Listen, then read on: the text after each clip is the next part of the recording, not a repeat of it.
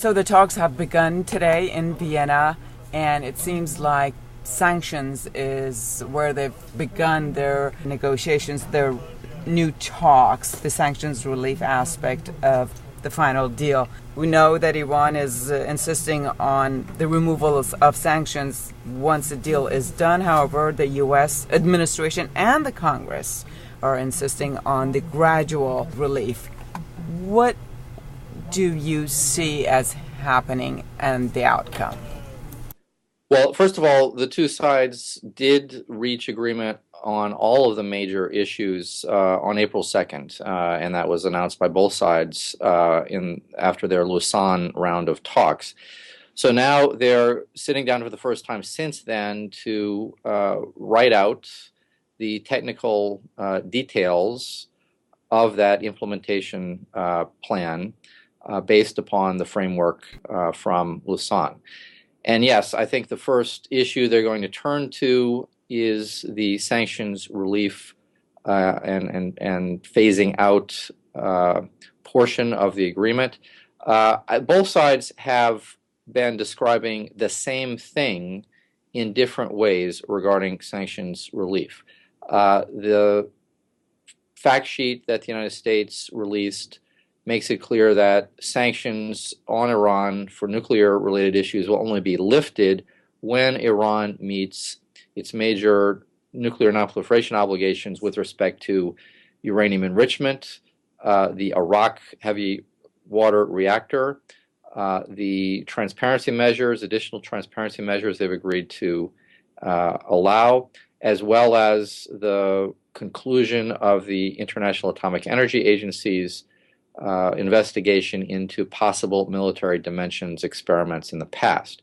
So when we hear the two sides say phasing out or immediate lifting upon the conclusion of the agreement, they actually are saying the same thing. What they're saying is that when Iran implements the key steps on the nonproliferation side, the UN Security Council sanctions and related national sanctions will be lifted. Once again, how are they saying the same thing? They're saying it immediately after the signing. They're not saying immediately after the signing. Okay, if you listen carefully to Foreign Minister Zarif and to the White House, they are basically saying when Iran implements the key steps regarding its nuclear nonproliferation obligations, the sanctions will be lifted.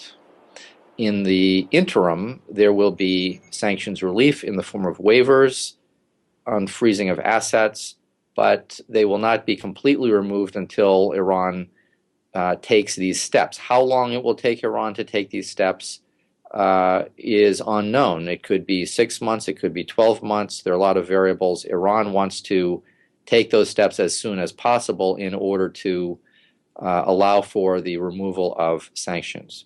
David Albright of ISIS has recently testified, I believe, on the Hill, and he said that the PMD has to be resolved. We know that Iran has lately said that they will not allow inspectors to go to military sites.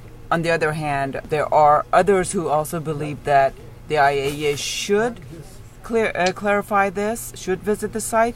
But then there are others who say that this is not within the mandate of the IAEA.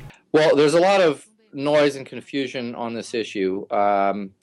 What the framework from Lausanne clearly says is that the investigation regarding the possible military dimensions needs to be cleared up, needs to be resolved by the IAEA before all sanctions will be lifted.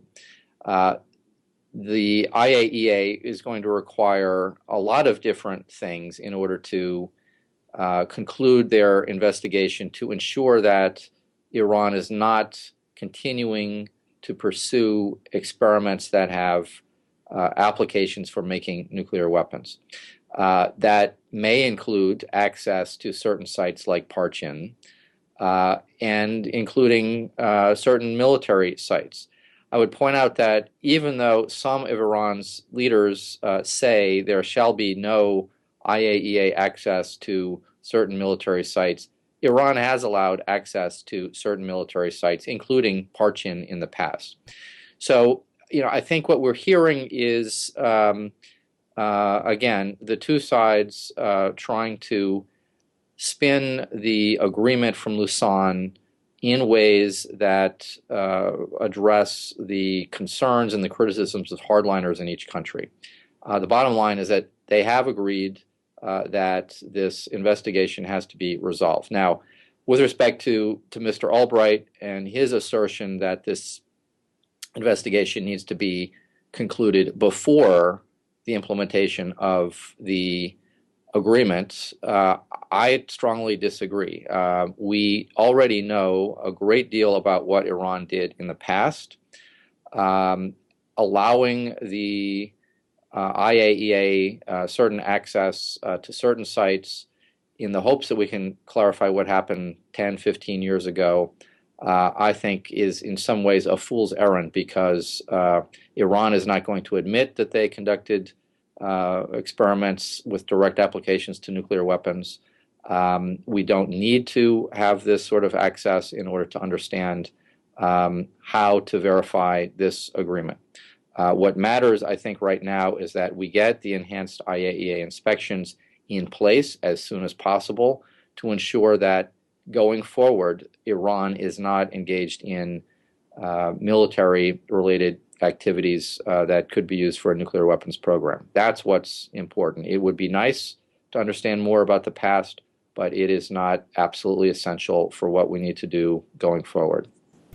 So basically what we're hearing out of Tehran, not including Mr. Zarif, is for domestic consumption, and it is Mr. Zarif to whom we should be listening to, who is doing the negotiations. Well, what I would say is that if you parse these statements coming out of Iran, and particularly from the foreign ministry and Mr. Zarif, they have taken issue with the idea of having a fact sheet that came out of Lausanne describing the terms of the agreement, the framework agreement. But Mr. Zarif has not contradicted the details in that agreement. So I think it is clear that the fact sheet that was released by the United States on April 2nd is a very accurate summary of what the two sides have agreed to. And there are different ways that the two sides can depict that understanding for their own domestic purposes. So what matters now, I think, is the negotiators, beginning today, have to get down to the task of writing this down in black and white to clarify without any doubt exactly how the terms of the Lausanne Framework Agreement will be implemented by both sides in what sequence. It seems like the other sticking issue is the centrifuges, however, much less controversial than the sanctions relief timetable and details. Is that a fair assumption? Well, I think they have resolved the questions about Iran's uranium enrichment capacity, including the number of centrifuges that will continue to operate in the future. That will be approximately 6,000 over the course of the first decade. IR1 variety, the least advanced variety. There will be some allowances beyond year 10 for limited research and development on more advanced centrifuges. We have simply not heard yet the details of what they agreed to in Lausanne. So I don't think it's a matter of the two sides still needing to resolve differences on those issues. They're now writing down what they agreed to in great detail for the final agreement that hopefully will be concluded by June 30th. Everybody seems very pleased with the parameters of the final agreement. Yesterday, Secretary Muniz in Houston at a conference, at the CERAWeek conference, said that he thinks that the parameters are very strong, and at the same time, this is going to be a long process, long-term process, of the implementations and then removal of the limitations on Iran. Do you agree with them? Well, I think this is a very strong agreement, and Secretary of Energy Moniz played an important part in strengthening this agreement from the P5+1 perspective. I mean, the basic goal of this negotiation and the agreement is to prevent Iran from being able to quickly amass enough fissile material in the form of highly enriched uranium or plutonium for nuclear weapons. And this agreement puts in place restrictions and speed bumps and additional monitoring and verification measures that make it extremely, extremely difficult for Iran to be able to amass enough material for just one nuclear weapon without first being detected. So this is an enormous improvement over the current situation. It's definitely much better than the situation would be in the absence of an agreement. We have to remember that without constraints on Iran's uranium enrichment program and the conversion of its Arak heavy water reactor, which can produce plutonium, Iran's potential breakout timeline, its technical ability to amass enough material for nuclear weapons would shrink from just a couple of months where it is today to a matter of weeks, perhaps days. So this agreement stretches that timeline out to beyond 1 year for over a decade. So that is that is a tremendous achievement. That's why Secretary Moniz is saying this is a strong agreement. And I think it's the best possible agreement the P5+1 could have negotiated under the current circumstances. So aside from the sanctions relief aspect, it seems like the way forward is pretty straightforward and, again, maybe much less controversial than the process whereby they got to the Lausanne understanding.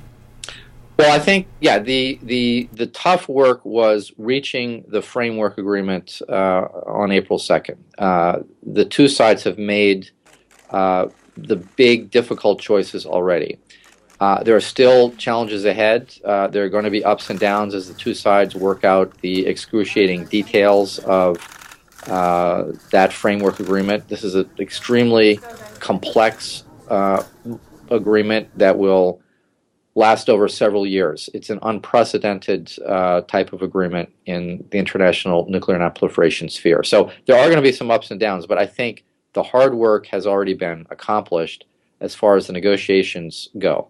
I think the other challenge is going to be after the two sides conclude the final agreement on June 30th or so, and that will be the congressional debate on this. And I think there's a great deal of misunderstanding on Capitol Hill about the technical details. There are unrealistic expectations from some members of Congress about what these negotiations might have achieved. And I think there's a failure to recognize the tremendous risks and problems we would be facing if this deal was not concluded and implemented in the months and years ahead. You mentioned the possible meeting between Secretary Kerry and Mr. Zarif up in New York. Do you think this is going to be a negotiating meeting or just follow-up type of a session? Well, what I expect to be happening over the next few days is the experts are meeting and the political directors in the next several days in Vienna. They will move to New York City, where the Nuclear Non-Proliferation Treaty Review Conference is taking place at the United Nations. Secretary Kerry is going to be there to deliver the opening U.S. statement at the conference. This is a once in every 5 years review conference for the Non-Proliferation Treaty. Foreign Minister Zarif will also be there for consultations about the NPT, and I expect that they will meet at some point next week in New York on the margins of the Non-Proliferation Treaty to discuss the progress that their political directors and their technical experts have made to flesh out the details of the framework agreement.